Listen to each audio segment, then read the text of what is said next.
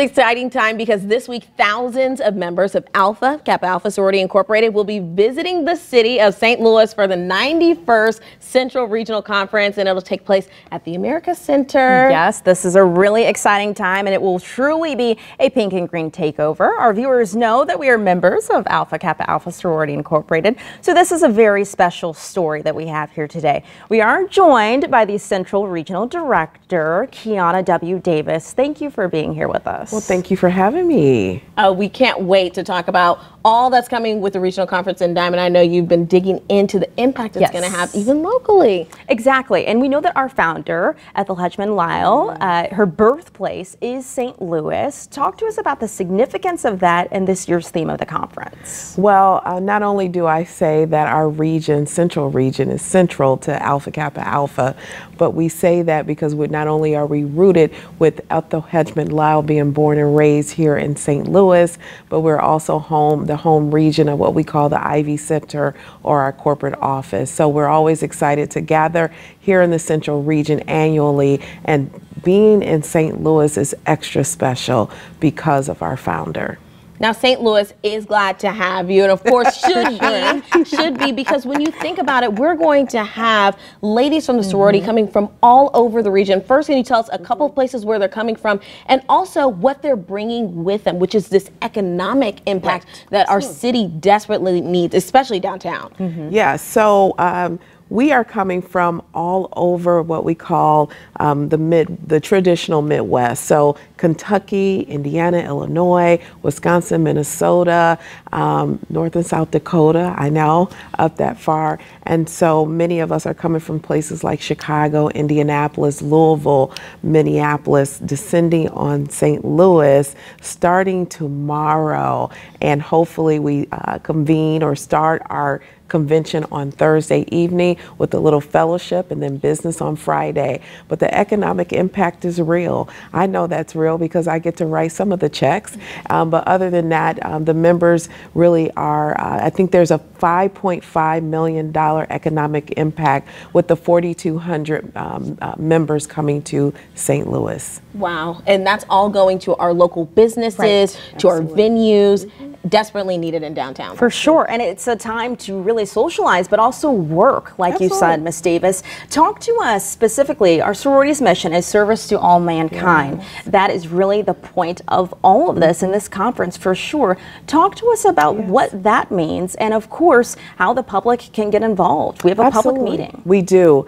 And so one of the things we make sure we do as members is when we go into cities that we leave a lasting impact. So on Thursday, we have our community service day. We have our ribbon cutting for our wellness pavilion. We are actually doing our chip bags, which is really really addressing food insecurity with young people by packing up our chip bags for young people who might not get a meal on the weekends or after school, because some of them, their only meal is at school. We have bags of blessings, so we're going to put together some toiletries and donate them to some really worthy charities around the St. Louis area. But then that evening on on Friday evening, we have our public meeting with Michael Eric Dyson as our keynote speaker. And if you are courageous enough to stay up after that, we have our step show and after party, which I always say is PG-13. That's surely good to know. We love a good step show, right? Exactly. We love a good step show. And that's the thing. It's not just about the pink and green, and it's not just about the pearls. It's about the service, and it is about the impact that you're leaving on this community. Because we know there will be some people who are walking around downtown St. Louis and are not familiar with Kappa Alpha Sorority Incorporated, not familiar with the pink and green. What message do you have to them? But this might be their first encounter with the sorority. Oh my. I think that first of all, our colors are so significant. They're so unique. And I think it draws people in. The colors are just that unique. But I think as we descend on downtown St. Louis, just know that you are encountering some very elite, very community-focused and minded women who are really ready to roll up their sleeves, work, but also excel in everything they do. For sure. Basically and it's that work and play. truly at hand. When you think about the Educational Advancement Foundation, right, that is also one of the key points of our sorority. That is really how the public can help. Donations are needed to keep our HBCUs alive. Absolutely. Talk to us about how people can give a couple of dollars to support. Absolutely. First of all, this is the 45th year of the Educational Advancement Foundation, and we are celebrating it in grand style at each of our regional conference, especially here in St. Louis.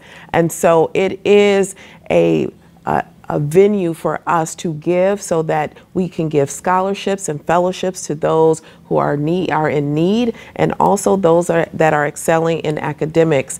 And so we have hundreds of endowments out there that a lot of people don't know, so they need to go to akaeaf.org to make sure they find out and can apply for some of that money that's out there. But if you are so inclined, we absolutely take donations. So click on the donate button, and I tell you, it goes to a worthy cause. It does. It truly does. You know, we love talking about education, and we have to. When we're discussing our sorority, we must. It was founded on the campus of Howard University in 1908. Yeah. Think of all that has happened since then. Right. Think of all the work that has been done. But it is essential for us to talk about the time that we're living in, where Black history, the way that it's taught, historically Black colleges and universities are under scrutiny, to say the very least. At this point in time, why is it so crucial that this conference is happening here in the city in such a visible way at a time such as this?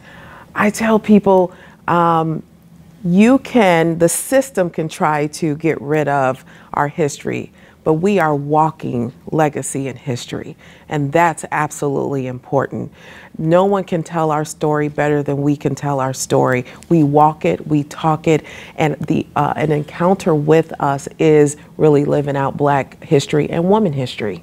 I love that. We walk it and we live it. Yeah. Wise words, Miss Davis. Thank you. Well, we so appreciate you joining us today, and we are excited to see all of us strolling through downtown, like you say, working hard and really just a time to love on each other. Absolutely. And so again, this is April 3rd through the 6th. More than 4,000 members will descend upon St. Louis. Can you believe it? So when you see that pink and green, you already know what's happening. So again, thank you so much for joining us and walking us through all that this conference is bringing. Well, thank you both. We appreciate it. And I hope to see you. Thank you.